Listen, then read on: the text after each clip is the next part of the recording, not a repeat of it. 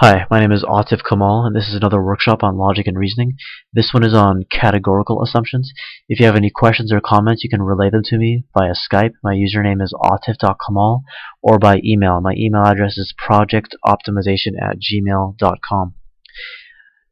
A benefit of knowing how to identify a categorical assumption is that it reveals a generalization which an argument is making, and that generalization may be able to be falsified, which means one of two things. It means either that the argument that was made could be falsified, or there are circumstances that were not made explicit that should be made explicit. And I'll give you some examples to illustrate that. So first you have the argument, he died because he had cancer. The categorical assumption you get from that is everyone who has cancer dies. And the thinking behind that is that if this person died because he had cancer, then every person like he, whoever he is, would also die of cancer. But then once you have the categorical assumption, everyone who has cancer dies, then you want to ask, were there ever any survivors of cancer? If the answer is yes, then number one, that falsifies that generalization that everyone who has cancer dies, and it leads you to ask two things. Did he really die, whoever he is, because of cancer or because of something else?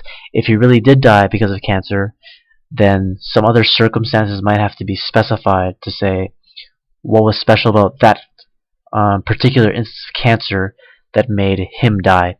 And also, I want to make something, some detail explicit. In the argument, he died because he had cancer. He, the subject of that argument, refers to one specific person, whoever he is. And in the categorical assumption, everyone,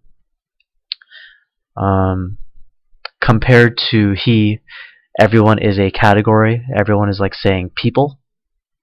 So it's important that the categorical assumption has, for the subject, a category compared to the subject of the argument. Okay. Now here's an example for you to do on your own. The argument is George was honest because it is ethical. So what would be the categorical assumption be for that argument?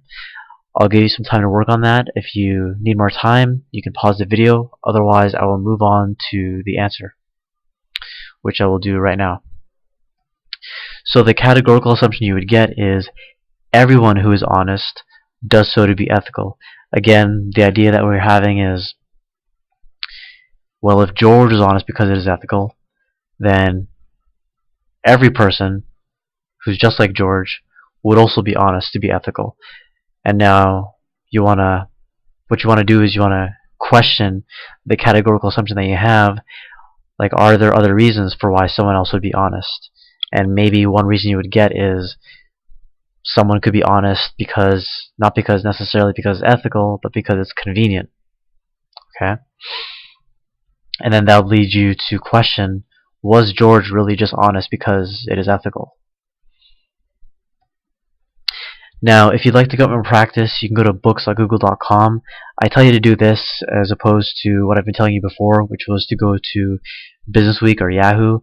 I'm telling you to go to books.google.com because books are larger than articles, so that means you'll have to do a lot less searching.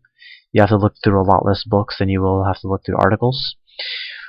Now you're going to type in a search topic. The topics that I found easiest to look for categorical assumptions were topics like social norms, ethics, psychology.